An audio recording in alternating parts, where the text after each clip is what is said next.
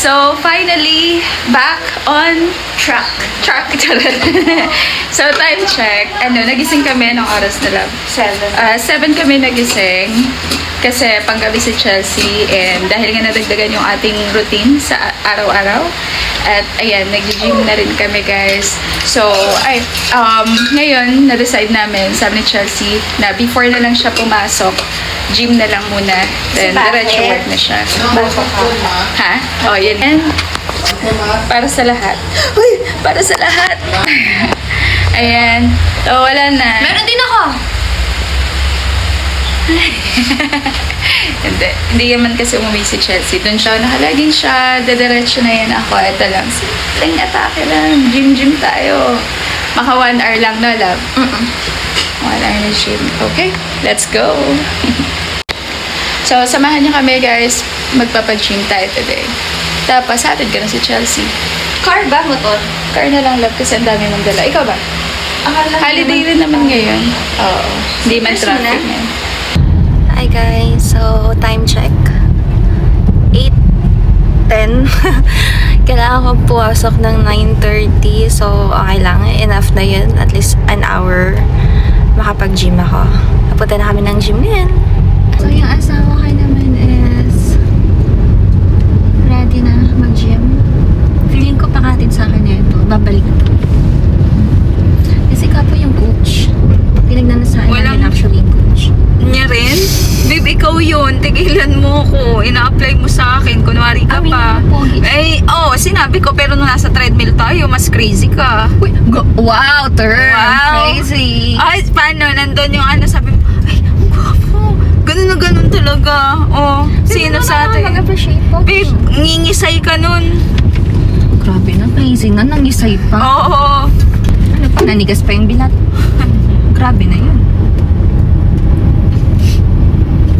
Maniwala siya kay like I'm always I'm loyal. telling the truth. No. The coach is hot. Totoo yun. Pero yung nangisay ako, ay, gumagano'n ko. Ako nalakulang lang, burikat ako doon. Grabe yun. Napansin niyo short hair ako? Okay ba? Babe, okay ba yung hair ko? So, ayan na, guys. Mag-start na si Chelsea. Ay, walang music. Ayan, guys. So, treadmill muna kami ngayon. Kasi naman, pinihingal na ako. Mag-incline ka rin naman. Ay, para kunwari same tayo ng bundok.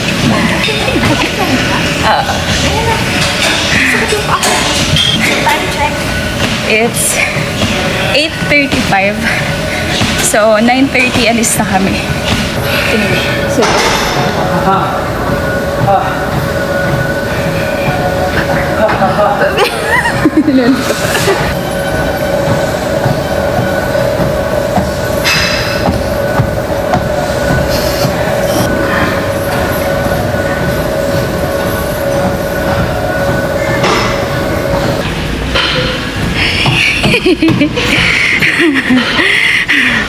Kakulitan niya po. Ganyan yan siya. Pak, ten. Pag Wisit ka, babe. Ano, Ben? Ay, Pak. Yung puwet. Oh. Ayan. Dahan-dahan. Ganyan ba dapat, babe? Dapat feel mo yung pagbabat pag-angat mo. Bakit kanina? Dapat tinatam na ko.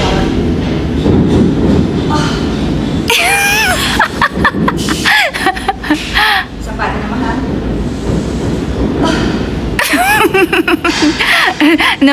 Nam mo. Huy! Sobra ka na.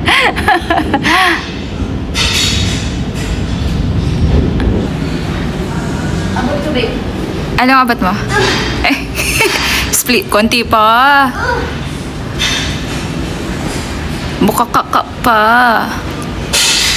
Wala na siyang naka-stomach in kaya yata eh. Ay, hindi. Uy, umuulan, love. nakakagana matulog. Pasok ka? Ganun pumasok. Umuulan, tapos pagod tayo. Tapos pagod ka rin kanina.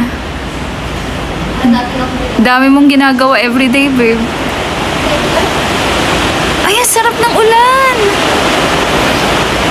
Sarap! Sarap ipahinga. Yung papasok. So guys, ayan, time check, it's 9:15.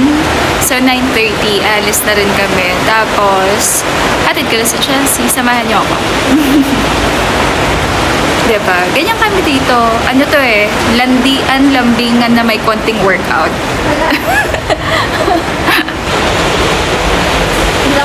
Mag-plank ka. Bilangin ko, dapat 30 minutes kang Sige, go na.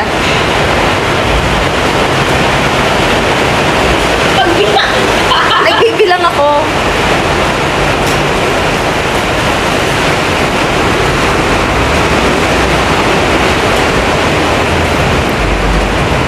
$14, $15, $16, $17, $18, $19, $20, $10, $9, $8, $7, $2, $1. Ilang set ka? Ilang set yan?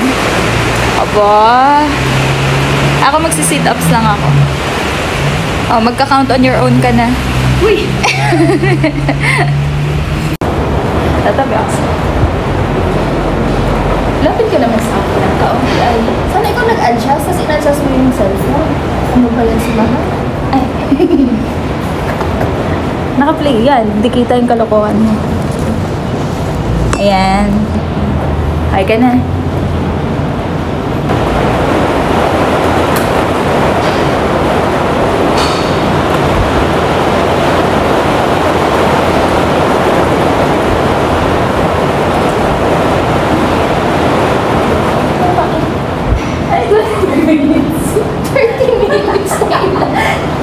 Paano ko nakita? May mata ako.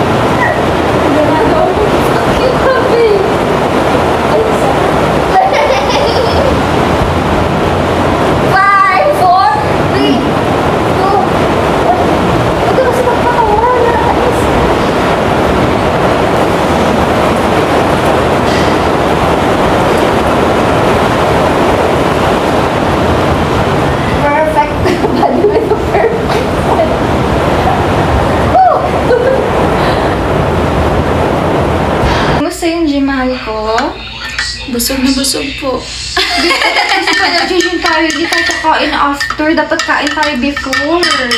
Pero, iinom ako. Oh, lalabas lang yan mamayang madaling araw. Kwento mo sa kanila yung bagong phase natin ng pag nag-gym na tayo. Ayun. Anong phase? Na part ng buhay natin na we'll start living healthy na. Everyday. Charas lang. Hindi, everyday, ayan. Ano na, talagang kumbaga, Commitment. Commitment na siya. Tapos, excited kami na, talagang nilulook forward namin agad siya. Tomorrow, anong oras tayo? Kasi nga, paiba-iba. Kasi nakadepende ako sa pasok ng asawa ko. Kasi pangat yung pasok ko. Oo, iba-iba kasi talaga yung pasok ni Chelsea. Tapos, so, doon kami nag-adjust. Minsan, madalas may gabi kami, ganyan. Mas gusto ko ang gabi. Oo. Pero mas daming tao, no? Saan kinainaman doon sa gym na napunta natin? Kanya-kanya? Oo. Dati nang hiya tayo, no? Ngayon wala kaming hiya. Hihiga na lang tayo sa mat. No? Kanya-kanyang tapos workout kami. Sasayaw-sayaw pa ako sa TikTok doon. Yung pakita mo yung paano yung, yung workout mo stretching na, na sayaw. Ching-a-ding-a-ding. 1, 2, 3, go! Ching-a-ding, a-ding-ding-dong. Shiga-diga-ding-ding-dong. Tumatawa siya. Ayaw niya ako sabayan. Sabi ko, parte ng workout. Tiga-diga-ding, tiga-diga-ding, tiga-diga-ding-ding-dong. Pak, pak, pak. Ayaw niya. Sabi ko, yan yung magandang workout. Baby, yung workout ko, tawa-tawa ko lagi sa pag-gumagano. Sabi ko nga sa inyo guys, workout pa lang. Nagtatawanan na kami, na-enjoy na namin, ganyan. Kanina lang, yun nga, hindi lang siya sobrang nakasabay sa workout, sa warm-up ko. Kasi nga, ano ba ginagawa? Nagko-coffee siya doon sa sulok. Ayan. Hindi, kasi alam mo yun, alam mo, pasok ka, siya tinaantok ako. Hoy, morning yan, tulog tayo. Pero ilan lang yung tulog ko, alam mo yun. Tapos guys, simula nung nadagdag tong routine na to, hindi na namin alam yung anong oras yung tulog na naman namin. Ang gulo talaga ng isang araw namin. Pero hindi, so far naman since nag-start tayo, as in everyday. Kaso nakakainis. Alam mo yung we're starting to live healthy, tapos hindi magpapadala na naman ng Jollibee. Thank you! Sabi ko nga, huwag na tayong padala ng Jollibee kasi alam mo yun, papadalan pa ng pizza. Sabi ko, hindi kami humihingi, baka isipin nila abusado or what. Baka tayo na yung tumatanggi sa mga ino-offer nilang padala. Diba, love? Pero nangyayari kami, syempre, parang lalo ng mga nakaraan na parang meal na namin, pinapadala. As in, puro fast food. Doon tayo parang lumobo, na bloated tayo doon. Ayan. Tsaka hindi sa amin, hindi kami, syempre blessing yan. Sino bang aayaw na merong sobrang, pero sa sobrang pagmamahal, talagang pinapalobo rin kami ng pagmamahal nyo guys. Pero tayo na yung nahihiya para sa nahihiya rin talaga kami. Pero ayun, dahil meron magpapadala tomorrow, tuloy tayo sa 1 meal a day. Kaya yun na yung pinaka-meal namin for tomorrow. Except ako, kasi sa ako nakapag-adjust na yan.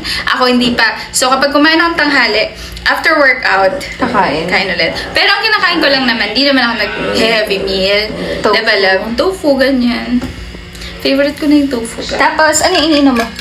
Ngayon, umiinom kami ng fiber juice, fiber-enriched juice. Fiber-enriched na juice kasi nakakatulong siya sa kapag feeling bloated ka. So, hindi rin naman namin ito araw-araw. Kapag napaparami lang yung kain. Kanina kasi nagluto yung asawa ko ng miswa.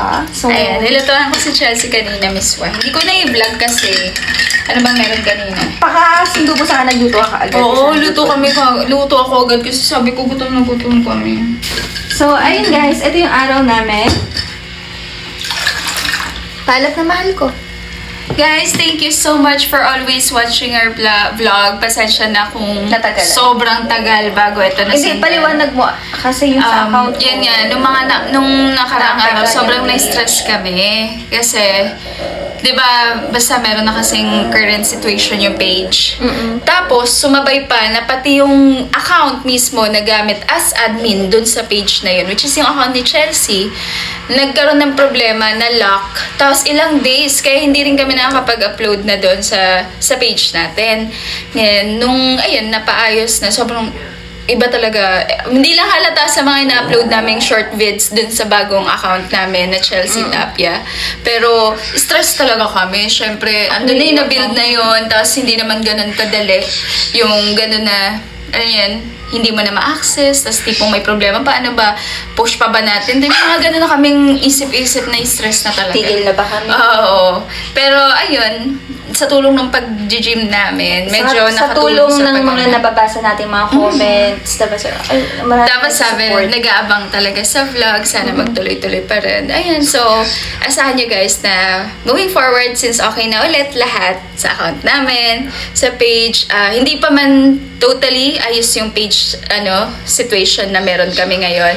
Pero as long as ito na-access na namin, so tuloy-tuloy magpo-post pa rin kami para andun yung inaasahan nyo na makita nyo pa rin yung mga videos namin. Kakulitan namin. Kakulitan, ganyan. And sabi nga, meron talaga na i-inspire at natutuwa.